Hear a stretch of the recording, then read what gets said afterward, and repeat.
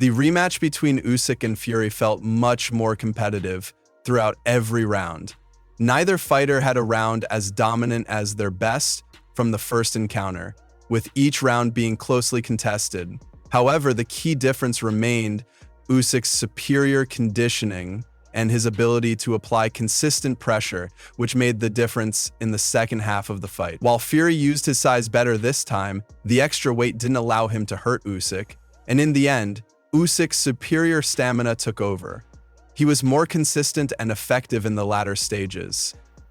It was a thrilling heavyweight title fight, and both fighters should be proud of their performances. Usyk's journey since moving up to heavyweight and dominating the division is truly remarkable. I'd love to see him face the winner of Dubois-Parker, who have both been on impressive runs recently. As for Fury, he could be a contender for a shot at the Dubois-Parker victor, but if not, a fight with Anthony Joshua would still be a massive event.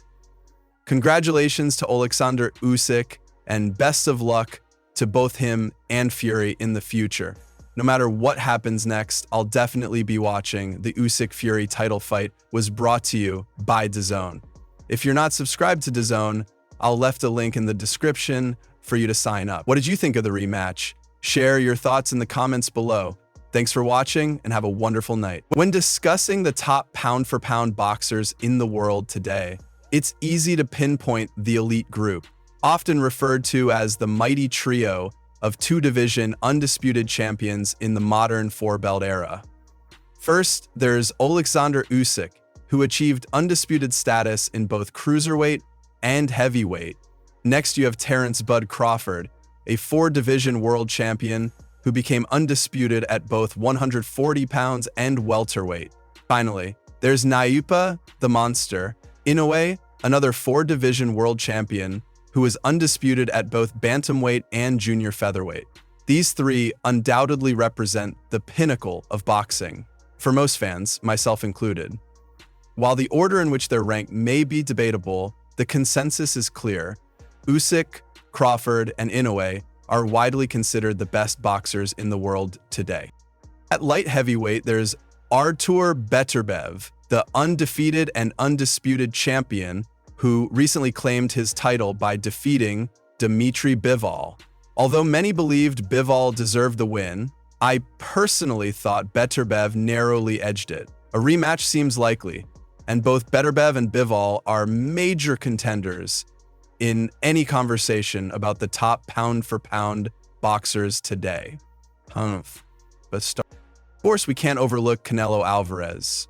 While his recent competition may not have always been at the highest level, Canelo remains a four-division world champion and the only fighter to become undisputed at super middleweight, a division with a relatively short history. His resume, built over more than a dozen years at the top of the sport, is impressive, and despite a few recent setbacks, Canelo has only suffered 2 losses in his career, which keeps him firmly in the conversation.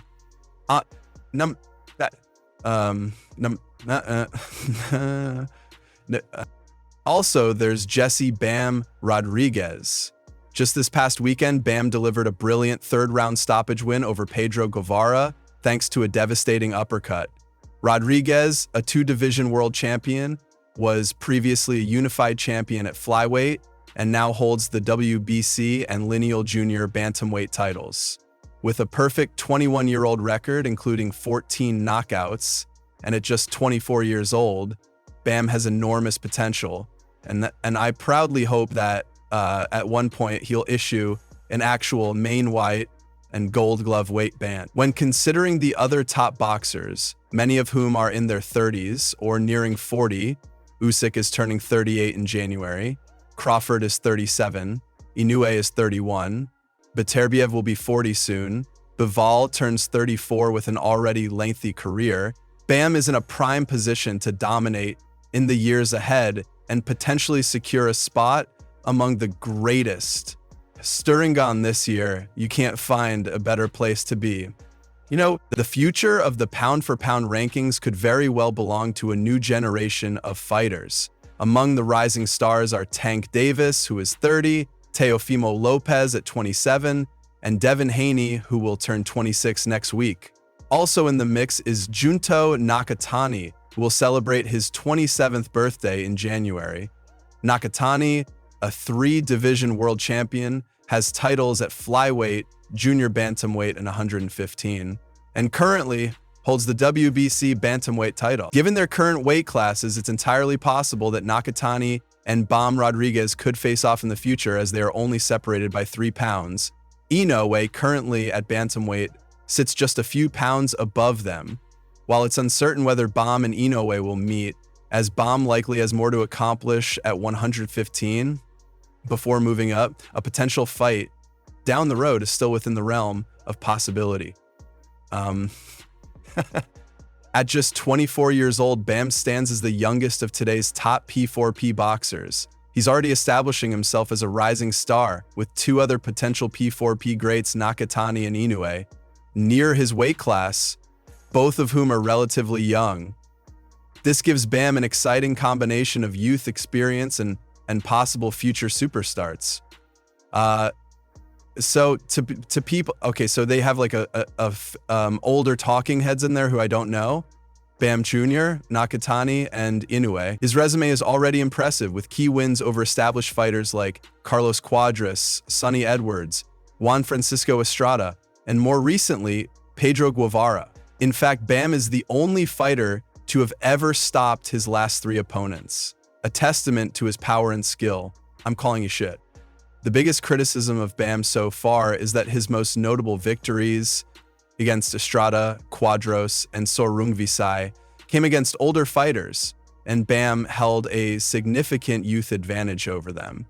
However, his victory over Edwards was an impressive knockout, and he can only face the fighters who are available. The bottom line is that Bam is a dynamic, explosive southpaw who continues to show significant improvement. With his youth, experience, and the potential for future super fights, Bam could very well be on a path that leads him to the top of the P4P rankings in the near future. With many of today's elite fighters aging, a shift in the P4P landscape seems inevitable. Bamrodriguez could very well be in the perfect position to ascend to boxing's next P4P king. What do you think? Is Bamrodriguez destined to become the future P4P king? Let us know your thoughts in the comments, and for those interested in signing up for DAZN, check the link in the description for more information about their Black Friday deal. Thanks for watching and have a wonderful night.